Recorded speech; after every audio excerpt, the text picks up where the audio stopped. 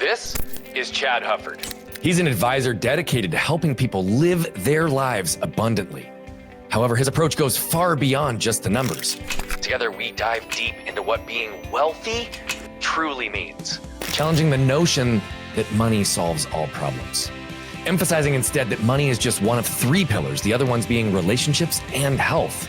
Throughout our conversation, Chad opens up about the key moments in his life that shifted his trajectory and how these experiences have shaped his mission to empower others.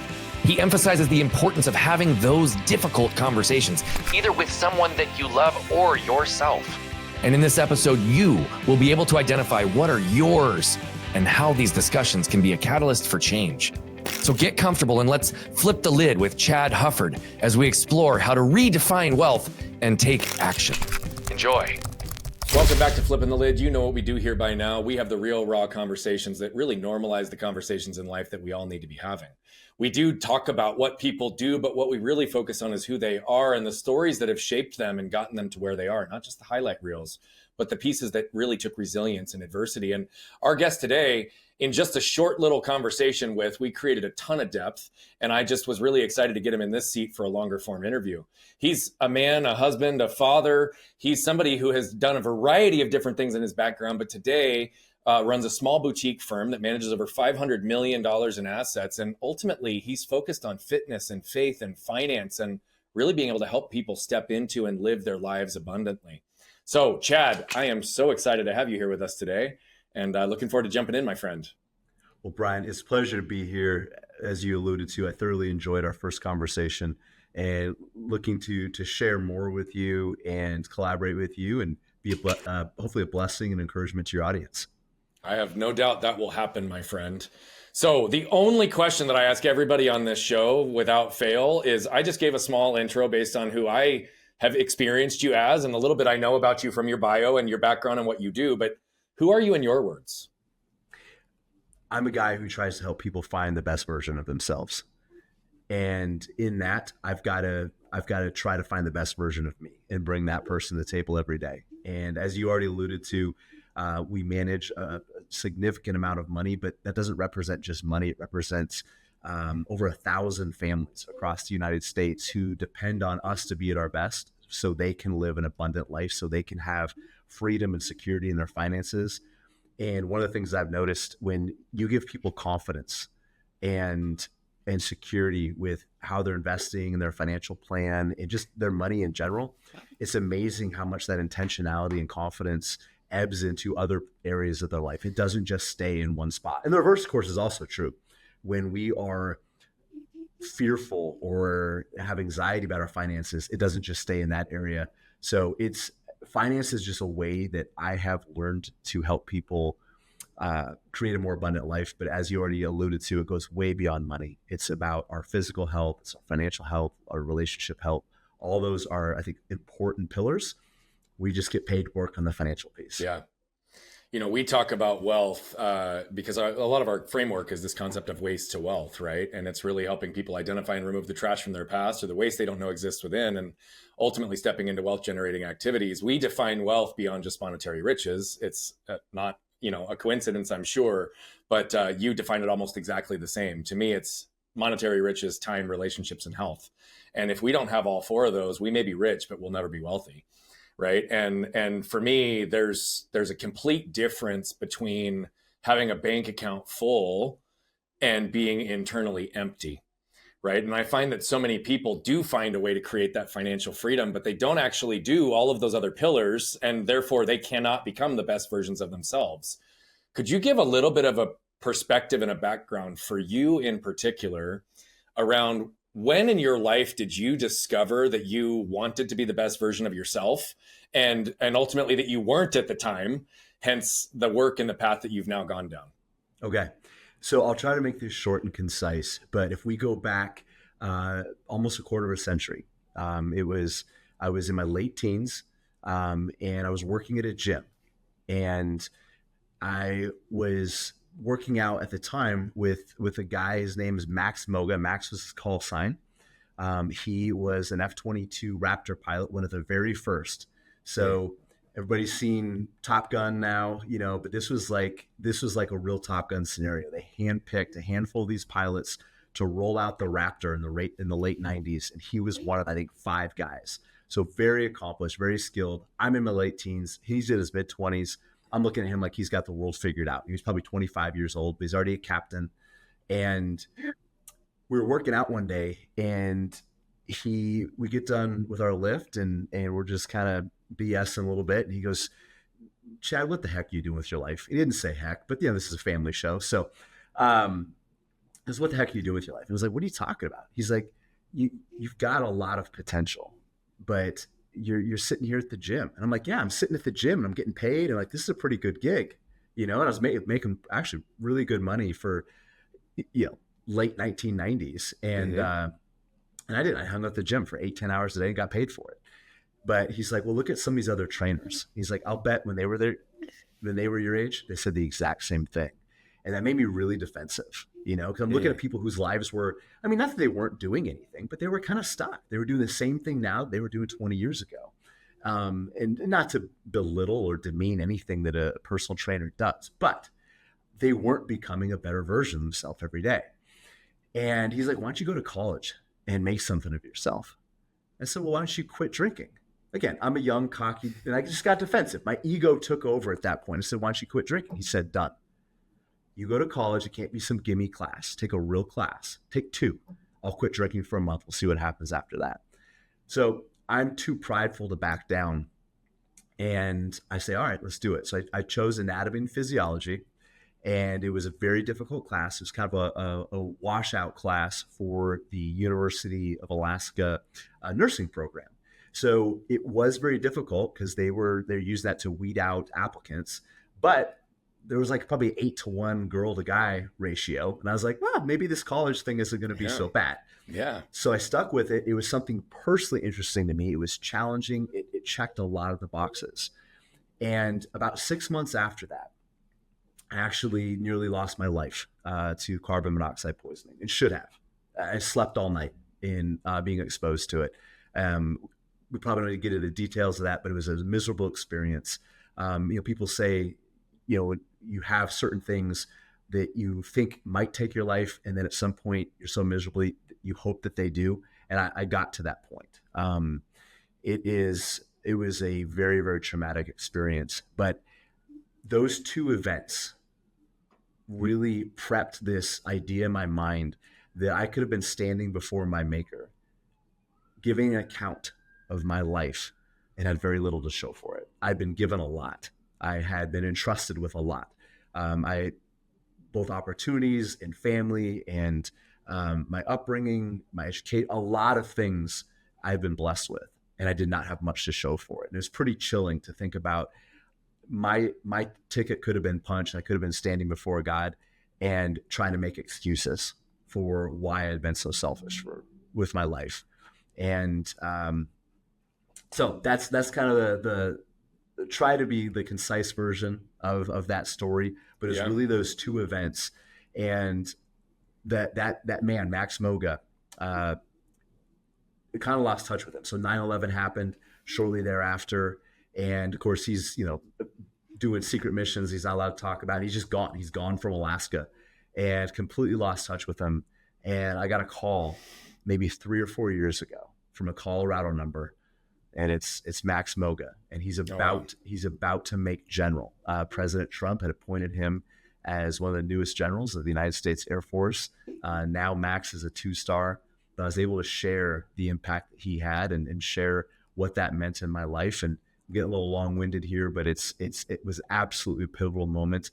And it was had that conversation not happened, and I had not already started pushing down this journey of executing rather than making excuses, when that carbon monoxide poisoning hits, I don't think I respond to it the same way. Yeah. I don't think you were long-winded at all. I think that was a pretty extensive answer, which I appreciate because it gives me a whole lot to work with as well. I first want to just honor and thank Max for his service, not only to you, but to this country, right? That's not insignificant, but it's also pretty amazing how a singular person in a handful of moments can truly change the trajectory of our lives. Right. And after losing touch with them for so many years, not having the ability to communicate the impact, right, until much later in life, I have a personal experience with that, and it's moving and it's deep. I mean, the woman who saved my life after the injury, I never met for 30 years. And I met her on the 30th anniversary of the accident, which was just unbelievable. And it's really amazing to think about what those full circle moments can do. I want to just start there for just a second, right? Even as I just said this, I could see some emotion come over you. What is the emotion that came over you, and where did it come from? What was that experience of reconnecting with Max like?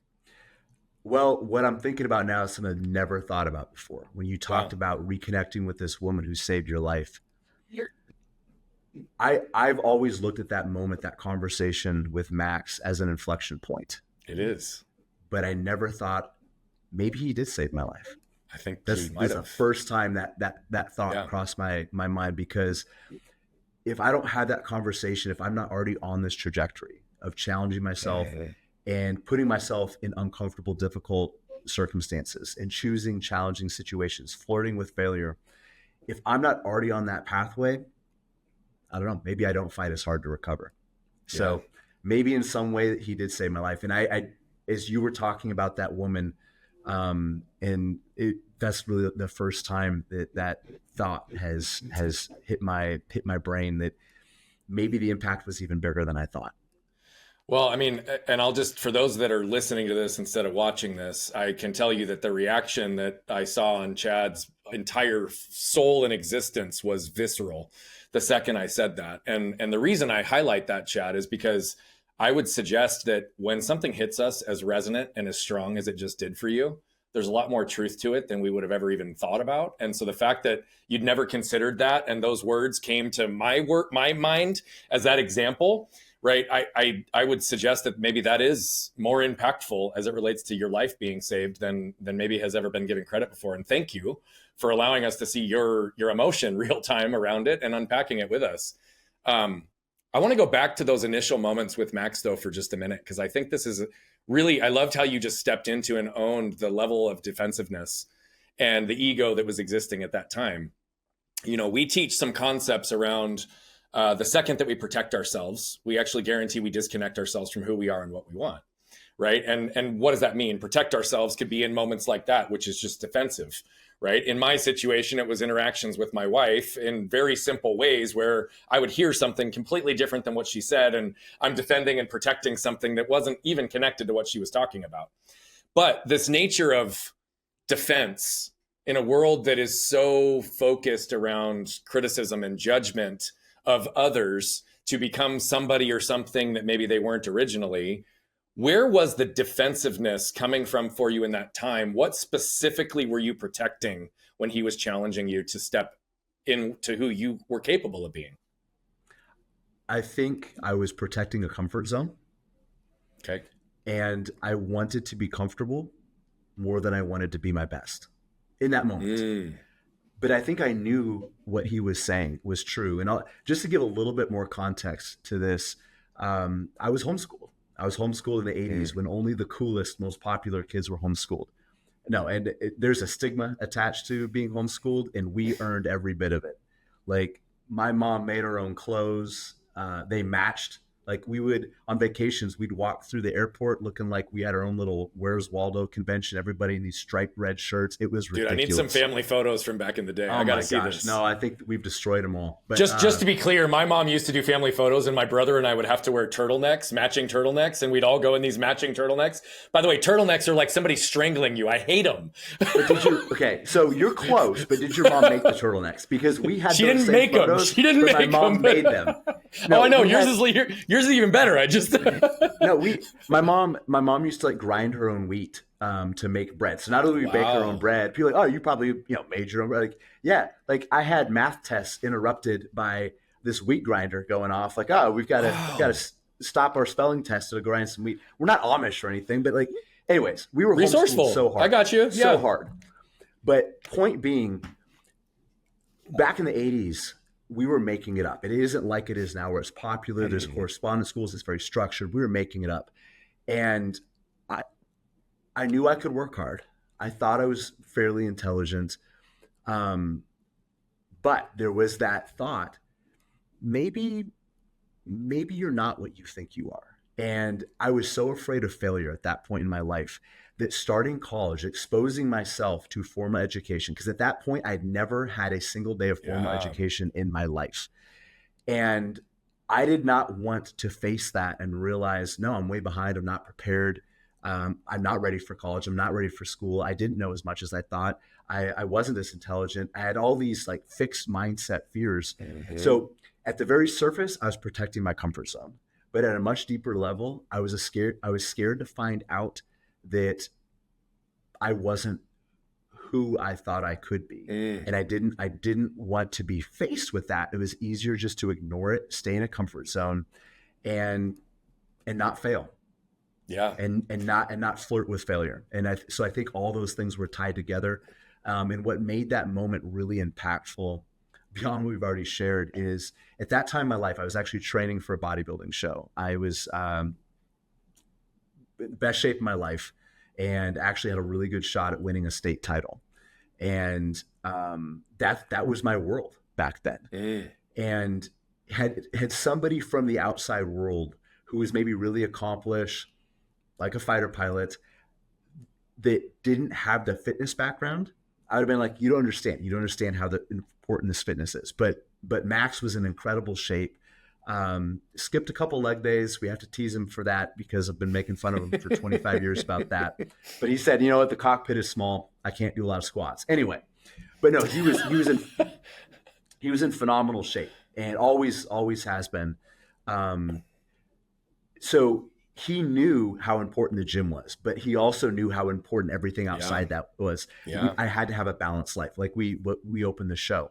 But had we flipped that and somebody who was equally as intense in the gym, but maybe didn't have the other pieces, I'd have been like, well, you're a hypocrite. You're not doing anything with your life either. Like, you know, let's just lift and scream and, you know, just be meatheads together, you know? So he had both sides of that. And I saw that I was missing something. I was over-indexed on only the fitness part of my life.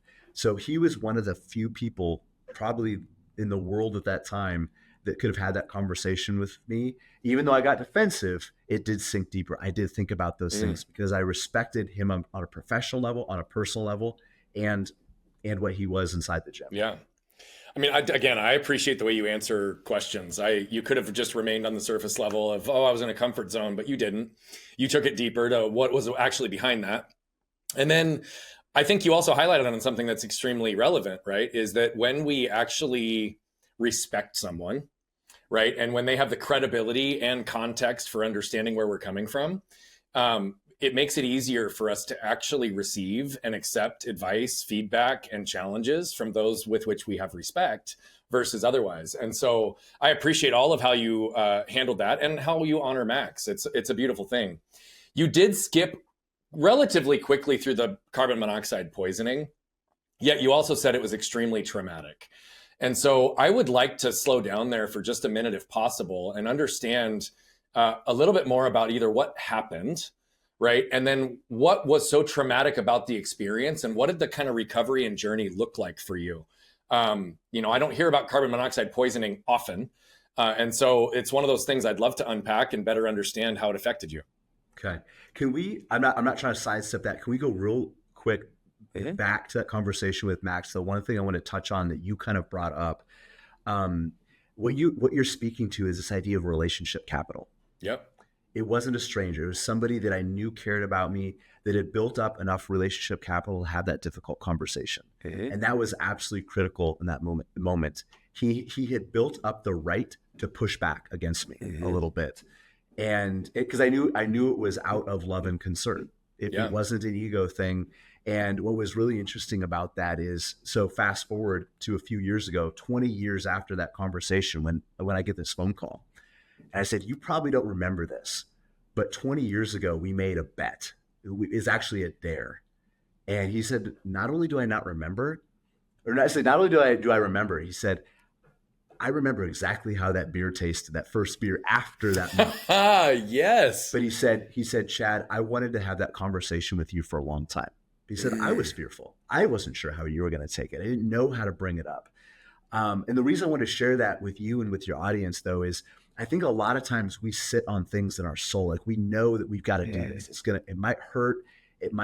People might brace. It might bring up a messy conversation. But that one conversation changed my life. And for the people that you love and that you care about and they know it, like we can't be afraid of bringing up difficult things. And I'm saying this to remind myself of this because nobody likes to have those conversations, but it was truly life-changing. And as I mentioned earlier, it might have even been life-saving. So, well, I'm grateful that you paused there. So I'm going to jump on that for a second before you answer the question that I asked before that. I will sit here and I will tell you the relevance and importance of what you just said is so huge. Right? Is putting ourselves in a position where we are not afraid to speak truth when we see it. And I will tell you that in the work that I do in particular with others, the areas where I was not having as much impact were in the areas that I was trying to protect them or myself because I was afraid of the reaction or how they would receive what I was seeing. Right. And it was only when I was able to get to a place where I could start to understand that I'm actually doing a disservice anytime I hold back something that I do see, right, that I'm actually doing my clients, my family, my friends a disservice when I don't call something out that I think can make them better, or where I'm trying to highlight how I see them in a light that they're not capable of seeing themselves yet. Right. And so that is so critically important, but it's twofold. You talked about it from the receiver side of it, right? And the relationship capital piece of it. But the other side of it is if we're in a position to guide, mentor, give feedback, give guidance, give all of those things, right? We're doing a disservice if we don't speak the truth when we see it. There's a verse in James that says, to him who knows the good he ought to do and doesn't do it, to him it is sin. To him it is an offense. That's right. And in that context, withholding good is the same as doing harm. Yep. And I guess you said to not be afraid to have those conversations. I just think that I know what you mean, but I also think that if we wait for fear to subside, we'll never have those conversations. And I think it's stepping forward into that fear. And I know that's not what you meant. Yeah. No, I agree completely. But this is for me. I'm reminding myself. I have 6 kids. I have a teenage daughter who she's 6 feet tall, absolutely gorgeous. I don't know how to deal with some of the changes that are happening right now. Yeah. Boys getting interested or there's difficult conversations that I need to have, and I can't wait for the fear to subside. And I just got to step forward. And that's what Max did. He was still super uncomfortable. I had no idea. I mean, this is this hotshot fighter pilot. He's not supposed to be afraid of anything. But he stepped forward in the midst of that fear and made himself vulnerable and was willing to have a life-changing conversation with me. Yeah, I agree. We're completely on the same page. I think that fear is what prevents people from doing it. It's, again, that same protective energy, right? But it's what disconnects us. And it's so important for us to recognize, that's where one of our core concepts, embracing pain to avoid suffering, came from. Right. It's about really recognizing and understanding the things that we need to actually embrace real time, short term, right in front of us that will prevent longer term suffering. Right. And that's what he did. He ultimately got himself to a place that though he was still uncomfortable, he vocalized it and communicated it. And again, whether it's a conversation with a wife, a spouse, a kid, a client, these difficult conversations that we typically would, as a society, many people, I would suggest, avoid it.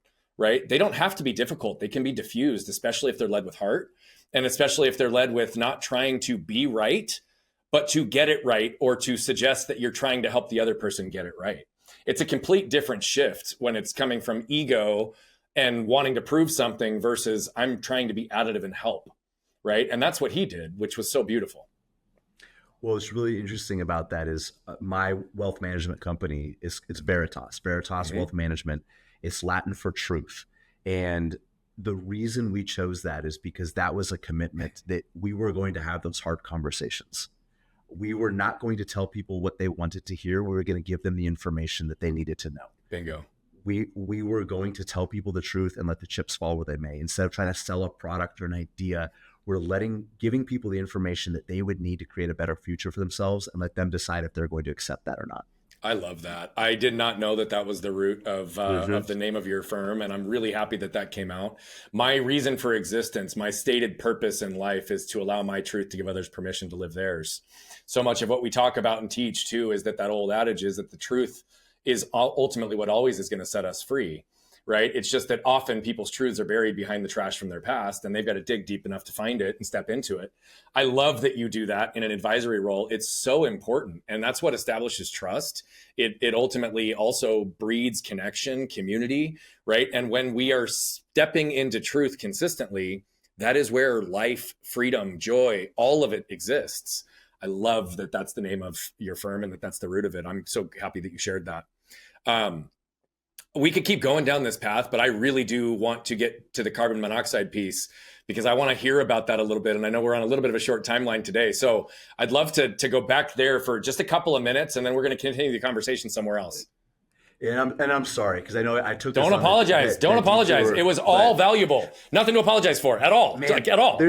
There's so much here. Like we could take so many of these. We could just keep talking, Brian. Let me before I answer. I promise I will answer this. Mm-hmm. I really appreciate how you connect with me and the way that you call out things specifically, but in a meaningful way.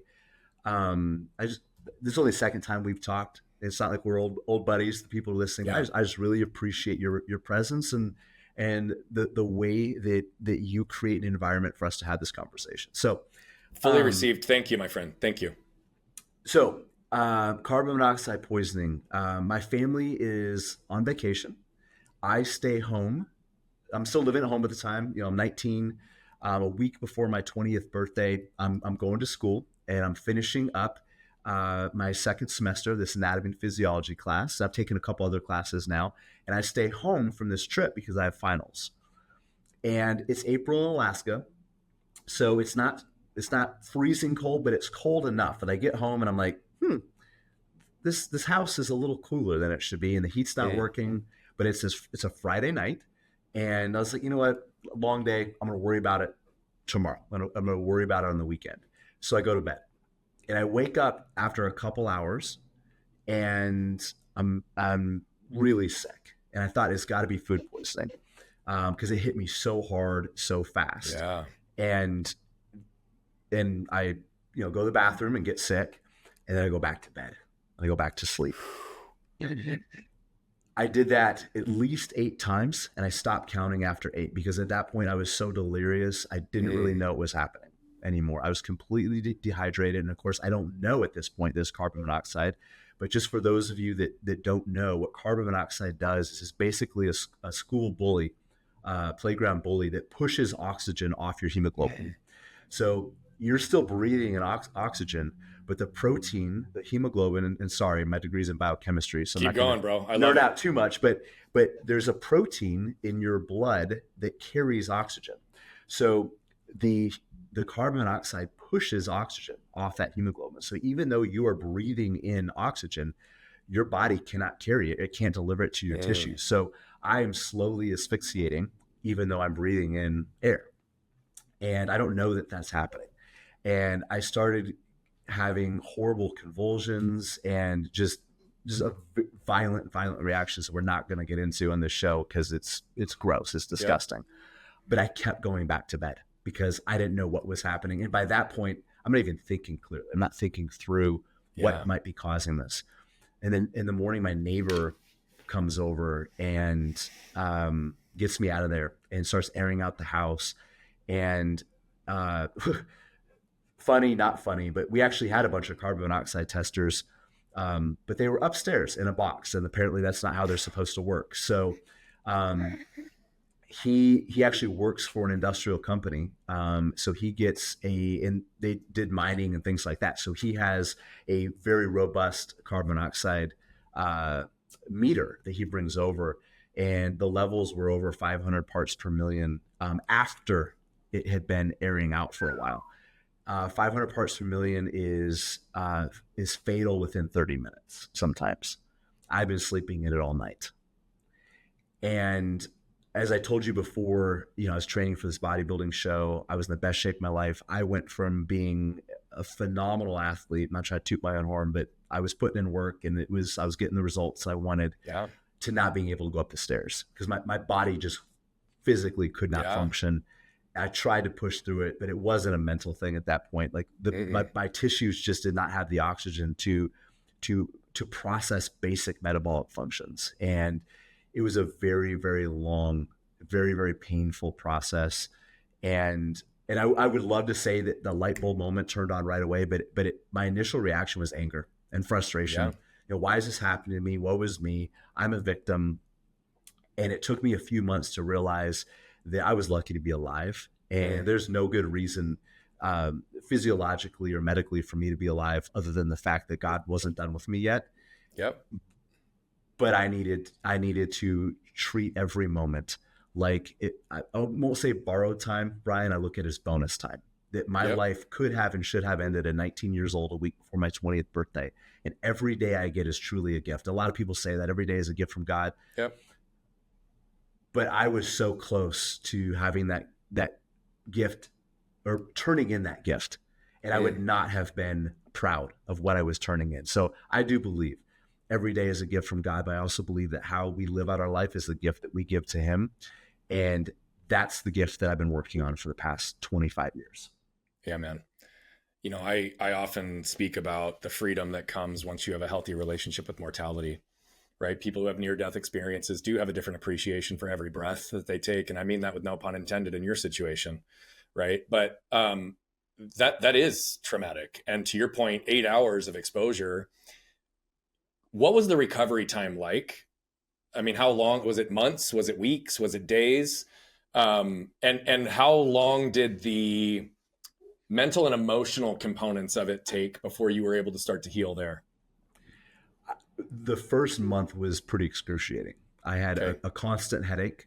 And again, my parents were out of town. My mom was out of town. So I'll be honest, like my recovery road was not what it should have been. I tried to push it too quickly. So it probably was longer than it could have been or should have been. And I didn't do a lot of things. Should's a shame-based word, by the way. It implies whoever you are, whatever you're doing, is not good enough. So that was a great replacement of could in that moment. Because should just implies that you weren't good enough and you could have done something better or different. Bro, it was what it was, right? Well, and again, what I was trying to do was bounce back for a very particular area of my life. And I wasn't thinking about how am I going to live the next 60 years. I was trying to figure out how quickly can I bounce back in that 6 months. So the first month was pretty excruciating. After about 3 months, I think I started developing a healthy relationship with the circumstances I was in. I was pretty angry for that first 6 weeks or 2 months. I would say I was still physically diminished for about 6 months. Wow. But it took years to fully recover. My adrenals ended up crashing. I had a lot of other side effects. It was years to fully recover from that. But I think that the emotional healing, which was the most important part, that didn't start until about 2 to 3 months in. Got it. Okay. Did I answer that okay? You did. It was great.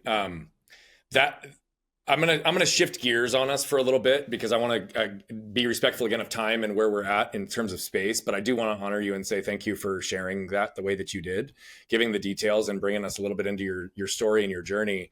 And I would suggest that just based on the little bit I know about you, the emotional journey, even though it started 2 or 3 months in, probably extended over a much greater period of time than your physical healing actually took. At least that's what I find for most people who've been in situations like that. You know, you were also going down this path of doing a biochem degree, right? You were going to become a doctor. You were going to go save lives in a different way. And yet you made a very dramatic shift and went down this path of financial advisory and doing what you're doing today after a variety of other things that you did in coaching and other things. But what was it that actually sparked that turn?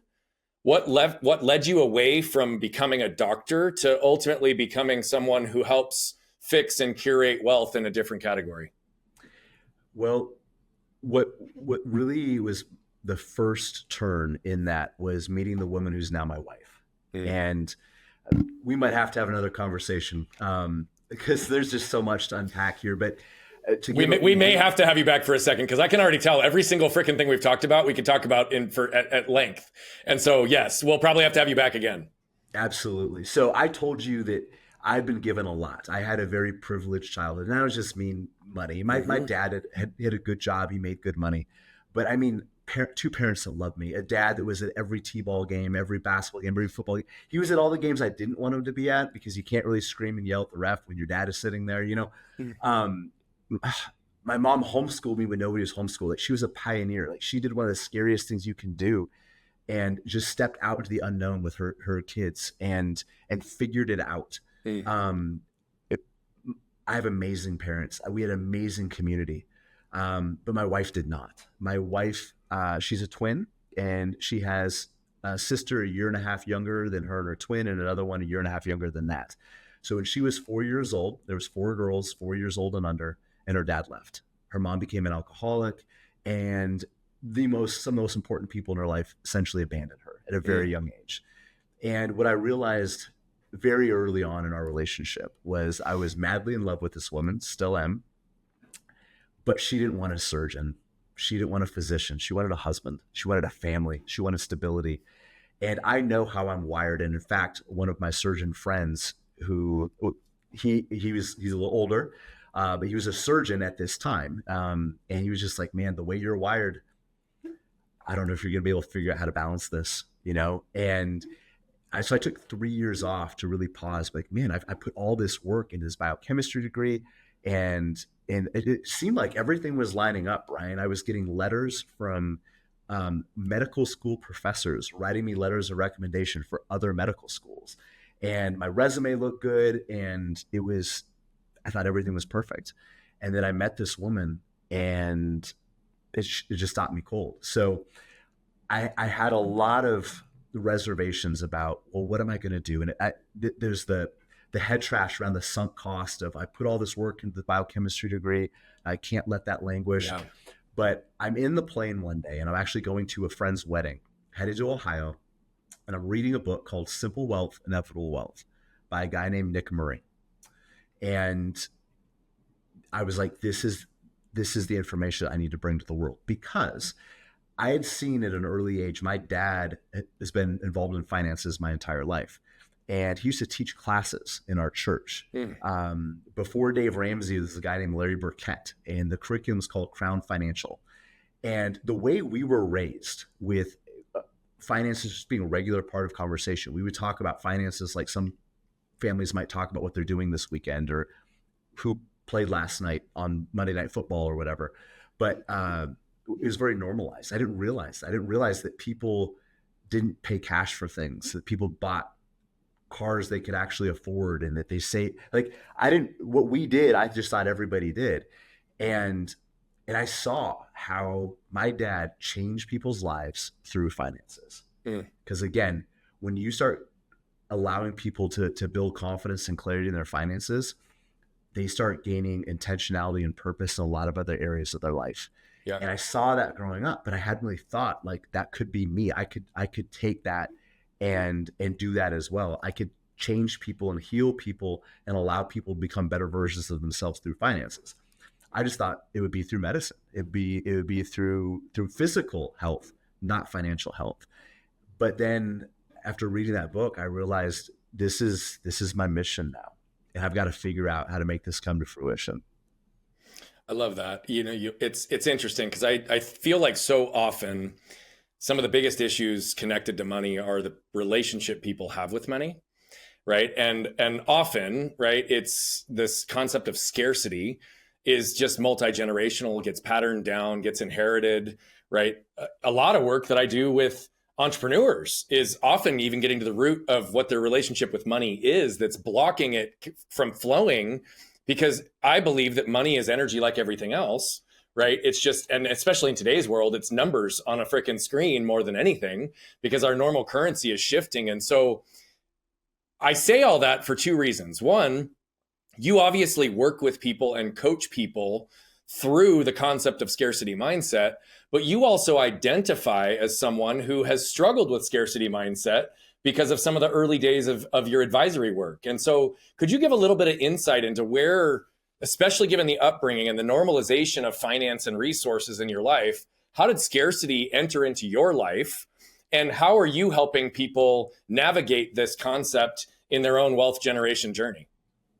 Well, so for me, we did have starting the business. I started my financial practice after 3 years of kind of contemplating what is my next path? What is my trajectory going to look like? By the time I actually started it, I got licensed in the fall of 2007. 2 weeks after we started our decline into the Great Recession, 2008, 2009. Nobody knew it at the time, but we were entering the most significant, most severe and violent economic situation, economic retraction since the Great Depression. Mm-hmm. So we'd not seen anything like this in generations. And it was, as most of your audience can probably remember, I mean, it was a worldwide, just complete financial meltdown.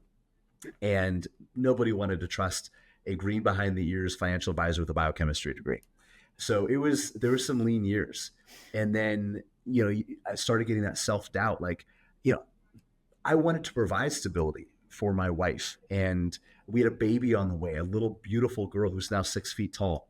And can't believe that she was ever that small. But anyway, and I had so many doubts around like the head trash around, you're not even a father. You can't provide for your family. Like what you're a disgrace, man. Like these are thoughts that were going through my head. Like you're no better than her dad that walked out on your wife. He couldn't provide for her. You can't provide for her either. And like those were heavy battles to fight. And because I knew that she had her own scarcity and I'd never experienced it quite that way before. But everybody has these scars and we never get over them. In fact, a couple months ago, I was down with Dave Ramsey in Nashville and he was talking about some of the things that he had experienced. And I got to talk to him in between his presentations.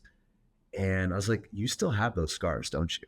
Like that man who was going through bankruptcy, wondering if he was going to lose his marriage and lose his family while he lost everything else. Like that guy is still there. And he's like, absolutely. I don't think you ever get over something like that. And the problem with the way we view finances in our culture is a lot of people think that we solve money problems with more money, and we can't. Just like money just amplifies, bro. It just amplifies. It just amplifies. And we can't replace the tool. Like this pen, I have terrible penmanship. If I showed you the notes that I'm writing down, you're like, I can't even read that. It looks like a 5-year-old wrote that. A better pen isn't going to solve that.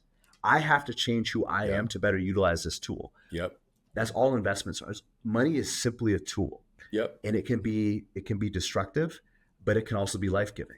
But too many people try to fix it with a bigger pen. Like I'll just get more money will fix my scarcity problem, or more money will solve poor money management. It doesn't. More money doesn't solve problems any more than more horsepower solves bad driving. I'm not going to give my daughter a Ferrari to learn how to drive because she's banging up the Suburban. Like it doesn't make any sense.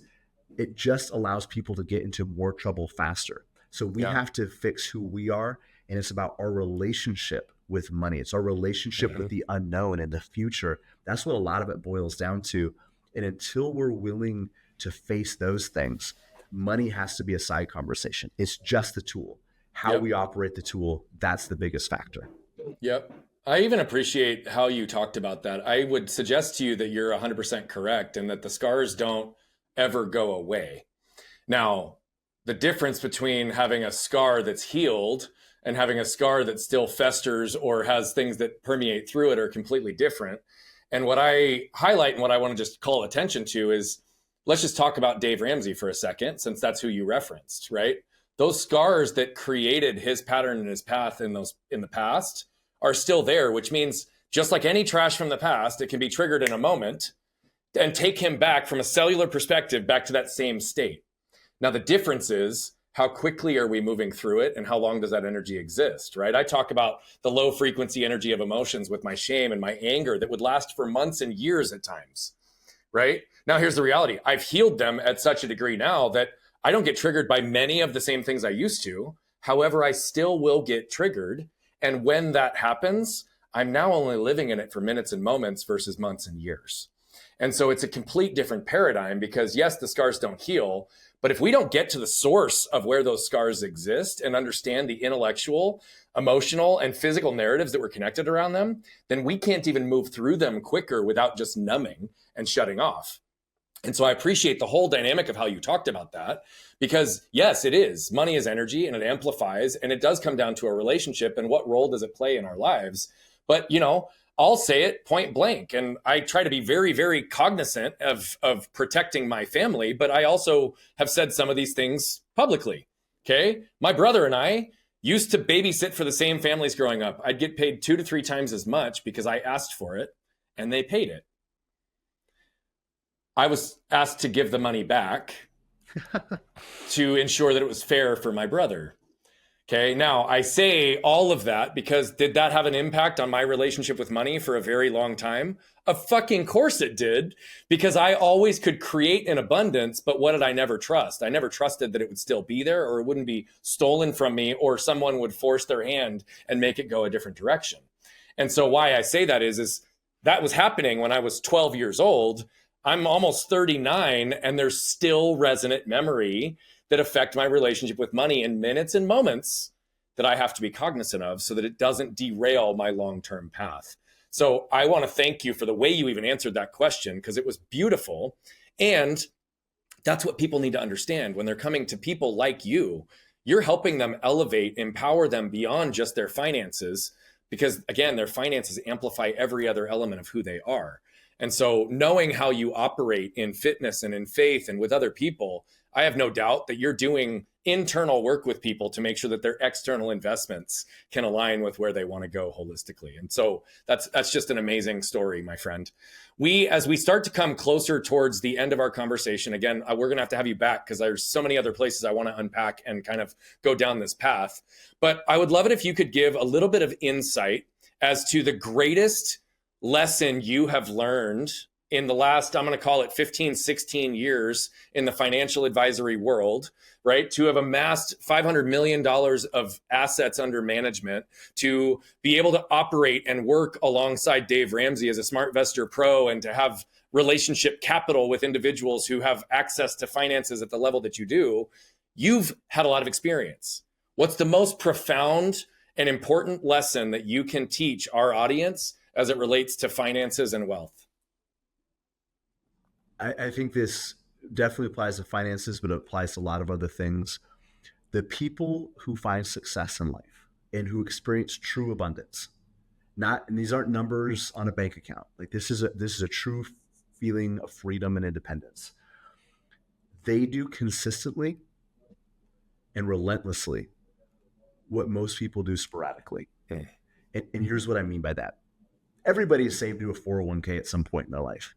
But to do it relentlessly, even when your 401k feels more like a 301k because the markets are down, or because you're going through a dry spell in your sales cycle, and it doesn't seem like the money's there, and it's way more of a sacrifice. So you take a break. You skip a couple paychecks, and a couple paychecks becomes a couple months, and pretty soon it's a couple of years since you've added to your 401k, or you're not invested in you're not buying companies anymore. It's in a cash account sitting in your 401k. It's not invested. It's not doing anything because you're afraid of what, who's in the White House or who might be elected or what the interest rates are doing, or all these things are outside of our control. And too often we cede that control to somebody else because we're waiting for things to get easier before we take action. In fitness, it's getting up and going to the gym. You don't feel like it. You're not motivated, like whatever. But everybody works out on January 2nd. But by February 14th, the gyms are empty because people don't do these things consistently. There isn't one magic workout. Yep. There isn't one magic relationship hack. There isn't one magic mutual fund. It's relentlessly pursuing these things with consistency and doing those things that most people will only do sporadically. That's what makes the difference. I love that answer. And it goes back to our core concept and philosophy. And I'll just integrate 2 of them based on what you just said.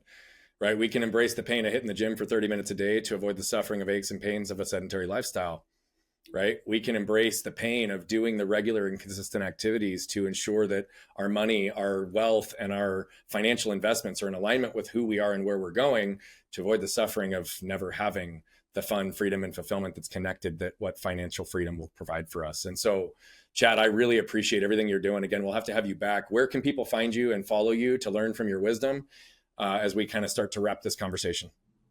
Well, on Instagram, we're veritas.alaska. And we are trying to get encouraging content up there every day, educational stuff as well. But just, again, it's more than just money, trying to help people live better lives. People can connect with us through LinkedIn as well. Just Chad Hufford. There's not too many of us out there. Chad Hufford Veritas. You can look, you'll find me. And our website is veritasalaska.com. And don't let the Alaska fool you. We work with folks all over the United States, but I was founded here. And Alaska has a certain amount of cachet. So we kept it in the URL. And I just real quick, I just want to say too, to your point, Brian, that pain is inevitable. You can face pain on your terms and get it over with on the front end, or you can let that pain fester. That's what you were saying. It's embracing the short-term discomfort to avoid long-term suffering. And that's in your finances, that's in your marriage, that's in your health. Yep. But we have to be willing to pay the price up front, or we'll pay it indefinitely. Chad, I really appreciate you, my friend. I believe that we all must choose our pain, or our suffering will choose us. I'd rather be the one in the driver's seat on this. And to just highlight on what you just said about Alaska as well. Look, you've got $500 million under management, over 1,000 families that you serve across the United States. So Alaska or not, you are having a huge impact in the lives of others. And I'm grateful that you were with us today. It was my absolute pleasure to be here. This conversation was uplifting to me. And I just feel personally blessed for having had this conversation with you, Brian. So thank you. I appreciate you, brother. And for those of you that just saw Chad flip his lid and jump in, he shared some of the real and the raw. He shared not just the surface level, but the depth of what actually happened in those moments that could have been turning points that would have been the difference between him being here today and him not. Leaning into the mentorship and the guidance when someone saw something in himself, but also to align his values, to live his life with what he wanted and who he wanted, which started with his wife. He shifted from being a doctor to now helping others generate wealth and create freedom in their lives. And the same is possible for you, but it will require you to flip open your lid and scan your can. What you can probably tell by now is that I love telling these stories, but what I love even more is the impact that's coming from them. You see, we're on a mission to impact over 1 billion lives as quickly as possible, but to do that, we need you. See, we believe that moved people move people. And so all I'm asking is, if you've resonated, connected with any of the messaging, please consider commenting, sharing, leave a rating and review.